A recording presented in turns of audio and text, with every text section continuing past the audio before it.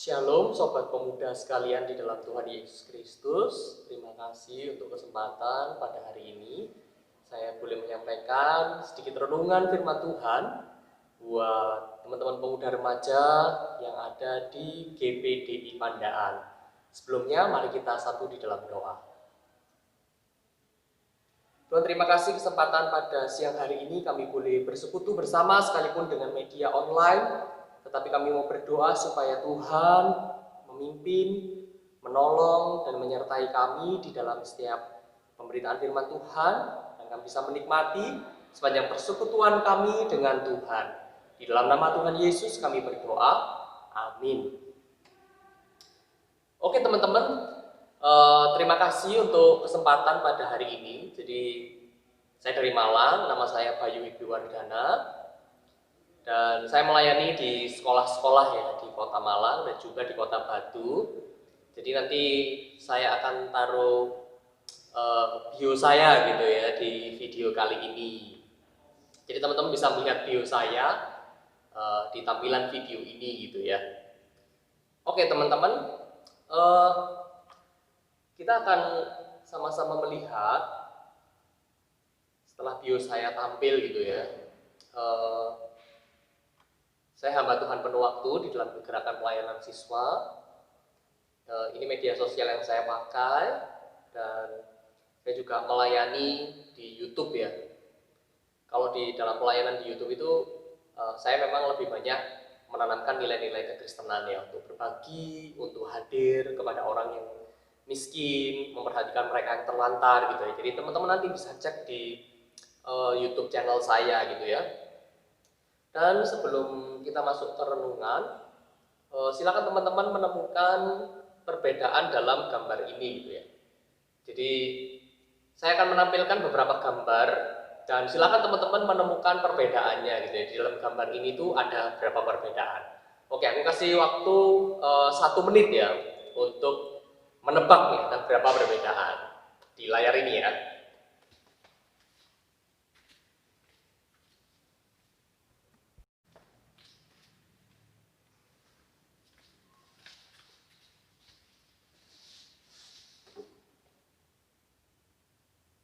Oke teman-teman, jadi setelah kalian tadi melihat gambar yang nampaknya sama gitu ya, tetapi kalau kita perhatikan lebih jauh di dalam gambar itu, ternyata di dalam gambar itu menyimpan sebuah perbedaan ya.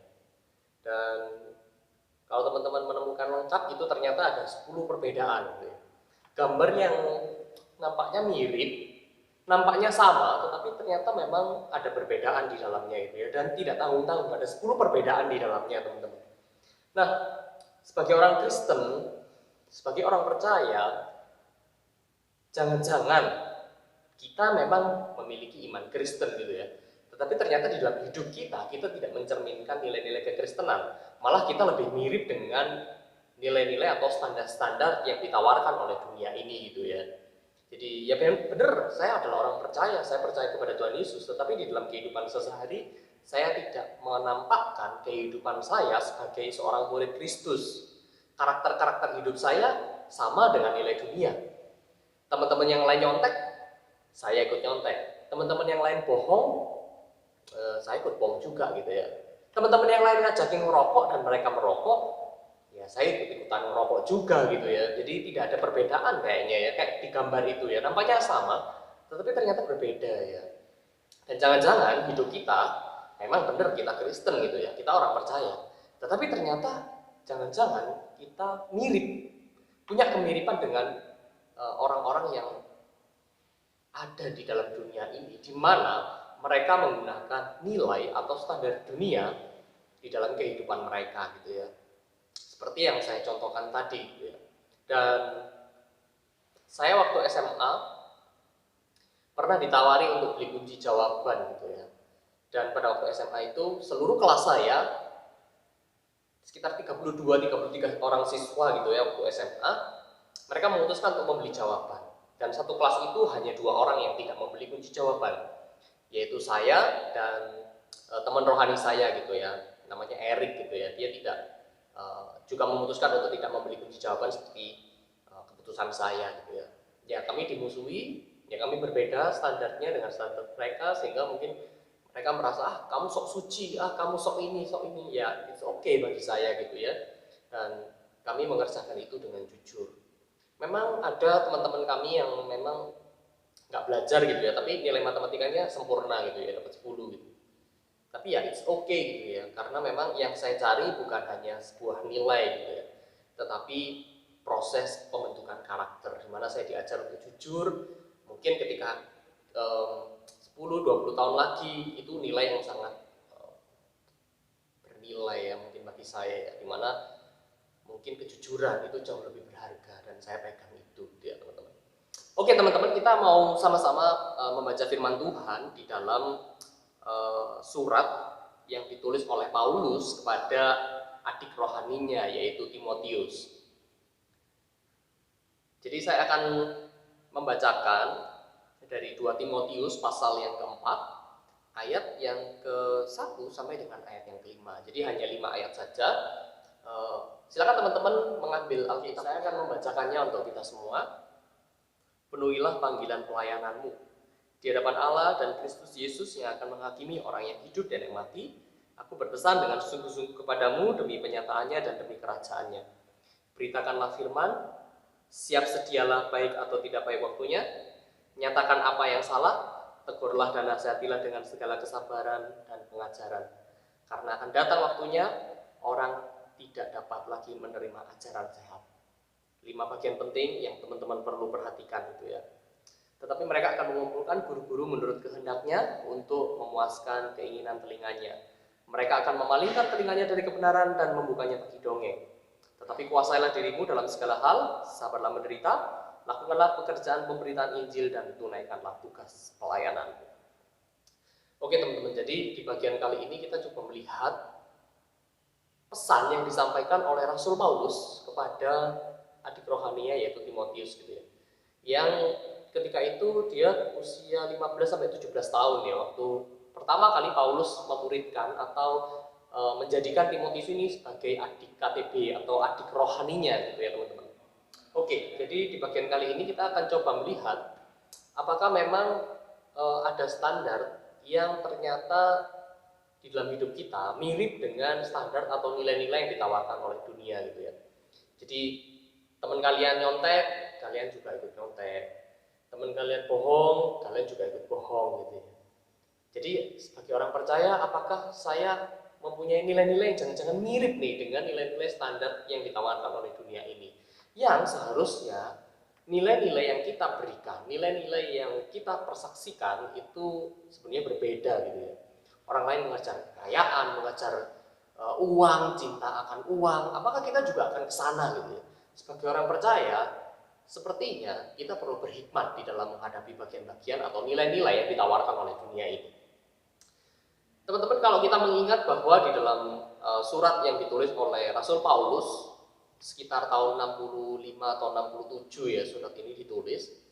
Kalau kita melihat bahwa di dunia yang super sibuk dan juga di era digital ini sangat mudah bagi kita untuk menjadi orang yang ya sekedar percaya gitu ya kepada kekristenan. Ya pokoknya aku Kristen lah, pokoknya aku sudah percaya gitu ya. Maka dari itu di bagian ini menjadi bagian yang penting untuk kita perhatikan. Yang perlu kita perhatikan dari surat yang ditulis oleh Rasul Paulus kepada Timotius adalah 5 ayat yang kita baca pada hari ini gitu ya teman-teman. Nah, sekedar percaya saja apakah saya sudah cukup menjadi orang yang percaya, menjadi orang yang Kristen ya pokoknya saya percaya Yesus lah. Apakah itu cukup gitu ya? Nah, sebagai remaja dan juga pemuda, kita perlu memperhatikan bagian ini dengan sungguh-sungguh. Mengapa? Karena jangan-jangan kita tidak ada bedanya dengan apa? Dengan nilai atau standar yang ditawarkan oleh dunia ini, teman-teman. Nah, 5 ayat yang sangat dalam karena sebenarnya Rasul Paulus ingin mengarahkan fokus kita kepada Kristus, hanya Kristus saja, satu-satunya, tidak ada yang lain. Maka dari itu, jika bagian ini menjadi fokus hidupmu, maka ini juga penting untuk menjadi fokus hidup dari komunitasmu, fokus hidup dari remaja dan juga pemuda yang ada di tempat kalian bergereja, yaitu fokus kepada Kristus. Kalau gereja dipenuhi oleh orang-orang, kalau remaja dan juga pemuda gereja dipenuhi dengan orang-orang yang fokus kepada Kristus, maka ada transformasi, ada perubahan di dalam komunitas itu. Komunitas itu berubah menjadi komunitas yang memiliki nilai-nilai dan juga karakter-karakter dari Kristus. Seperti contohnya, misal ya, kalian punya teman sebangku gitu ya, SMP atau SMA gitu ya, kalian punya teman sebangku kalian ini bukan orang percaya gitu ya. Tapi ketika kalian memiliki karakter dan mencerminkan karakter dari Kristus, maka teman sebangku kalian melihat Kristus di dalam hidup kalian. Melalui apa? Melalui kasihmu, melalui kepedulianmu, mengenai juga kejujuranmu, ataupun juga yang lain. Teman kerjamu mungkin, atau sahabatmu mungkin, atau keluargamu sendiri yang belum percaya. Ketika melihat engkau, bukankah mereka seharusnya juga melihat Kristus ada di dalam dirimu? Melalui sikap hidupmu, melalui gaya hidupmu, seharusnya Kristus nampak di dalam bagian itu ya. Maka dari itu teman-teman, di ayat yang kedua ini menjadi bagian yang penting. Yang pertama adalah memberitakan firman. Siap sedia, baik atau tidak baik waktunya. Nyatakan apa yang salah. Teman-teman perlu tahu bahwa menyatakan apa yang salah berarti kalian tahu apa yang benar. Apa yang benar adalah di dalam firman Tuhan. Maka dari itu teman-teman, jangan satu hari pun meninggalkan firman Tuhan. Hidup bergaul erat dengan firman Tuhan akan membentuk karakter hidup kita, dan kita mau diajar, itu menjadi bagian yang penting. Ketika kita mau diajar, maka karakter-karakter di dalam hidup kita akan dituntun oleh firman Tuhan, supaya hidup kita memiliki kualitas bagi orang percaya. Bukan orang percaya yang ya sekedar percaya gitu ya, tetapi hidupnya tidak berkualitas karena tidak mencerminkan nilai-nilai kebenaran dari Tuhan Yesus Kristus. Tegurlah dan nasihatilah dengan segala kesabaran dan juga pengajaran. Tentunya pengajaran di dalam bagian ini yang tepat adalah pengajaran dalam firman Tuhan. Maka dari itu firman Tuhan menjadi standar penting yang seharusnya menjadi fokus kita gitu ya. Untuk apa? Untuk terus kita hidupi. Maka ayo teman-teman saat teduh, ayo kita belajar untuk hidup di dalam firman. Bagaimana kita hidup dalam firman kalau kita tidak pernah membaca firman? Ayo sebagai pemuda, pemudi, remaja, kita hidup di dalam firman Tuhan. Oke teman-teman, itu bagian yang penting. Jadi karakter-karakter itu memunculkan bahwa saya adalah murid Kristus yang berkualitas. Saya bukan orang Kristen nominal saja. Orang Kristen nominal tuh kayak orang Kristen yang yes pokoknya jumlahnya banyak gitu ya Kristen, tapi karakter hidupnya tidak berkualitas. Maka undangan dari Tuhan Yesus adalah ayo kita menjadi orang Kristen yang berkualitas. Kenapa kita harus menjadi orang yang Kristen yang berkualitas? Hanya karena Tuhan Yesus. Apa yang dilakukan Tuhan Yesus gitu ya? Saya mau kasih ilustrasi tentang ini ya. Saya punya tab. Ya, tab. Jadi saya punya tab. Ini adalah tab Lenovo gitu ya. Misal. Tab ini rusak. IC-nya misalkan rusak gitu ya. Untuk mendapatkan IC yang mereknya Lenovo atau yang asli, tentunya teman-teman pergi ke Lenovo Service Center. Kenapa? Ya karena yang ciptain tab ini adalah Lenovo gitu ya. Jadi yang bisa tahu seluk-beluk dan kedalaman apa yang rusak di dalam tab Lenovo ini, teman-teman perlu pergi ke Lenovo Service Center. Kenapa? Karena Lenovo Service Center itu ya yang nyiptain Lenovo gitu ya, yang nyiptain HP ini, sehingga ketika ada yang rusak, Lenovo Service Center itu pasti akan tahu, oh bagian-bagian ini yang rusak gitu ya. Sekarang logikanya, apakah misal Lenovo ini rusak, tab ini rusak gitu ya, apakah tab ini bisa menyembuhkan atau memulihkan dirinya sendiri? Saya rasa tidak bisa. Kalau ditaruh gini tok gitu ya, terus kita tunggu, terus dia bisa sembuh sendiri gitu ya, langsung bisa dipakai IC-nya langsung sama seperti baru lagi. No, tidak. Teman-teman perlu membawa tab ini ke ya yang ciptain tab ini, yaitu Lenovo. Sama dengan hidup kita teman-teman. Apakah manusia itu bisa menyembuhkan dirinya sendiri dari dosa? Apakah bisa manusia membebaskan dirinya sendiri dari dosa yang adalah maut, yang adalah siksaan kekal? Saya rasa tidak. Satu-satunya cara adalah melalui Kristus, melalui Allah sendiri. Kenapa harus Allah? Ya karena Dia yang menciptakan kita, karena Dia tahu hidup kita. Maka dari itu teman-teman, kehadiran Tuhan Yesus Kristus adalah kehadiran dari Allah yang agung, yang menyembuhkan kita yang bobrok, seperti HP Lenovo ini yang bobrok. Tetapi Kristus hadir menyembuhkan hidup kita, melepaskan kita dari dosa. Masakan ketika Tuhan Yesus melepaskan kita dari dosa, hidup kita menjadi hidup orang Kristen yang serampangan, menjadi hidup orang Kristen yang ala kadarnya, bahkan meninggalkan Tuhan. Ingat teman-teman, kita tidak bisa menyembuhkan diri kita sendiri dari dosa. Dengan ibadah kita, dengan kesalehan kita, ataupun dengan cara-cara kita, tidak akan pernah bisa kita melepaskan diri dari dosa. Hanya Kristus, karena Dia pencipta kita. Itu kenapa Dia harus turun menyelesaikan dosa kita. Karena yang bisa menyelesaikan dosa kita adalah Allah itu sendiri, melalui putra tunggalnya, yaitu Tuhan Yesus, teman-teman. Maka dari itu, apakah kita masih akan hidup seperti standar yang ditawarkan oleh dunia ini? Jika kita tahu bahwa Kristus Yesus menebus hidup kita dari dosa. Teman-teman, ini saya tampilkan ya beberapa penelitian yang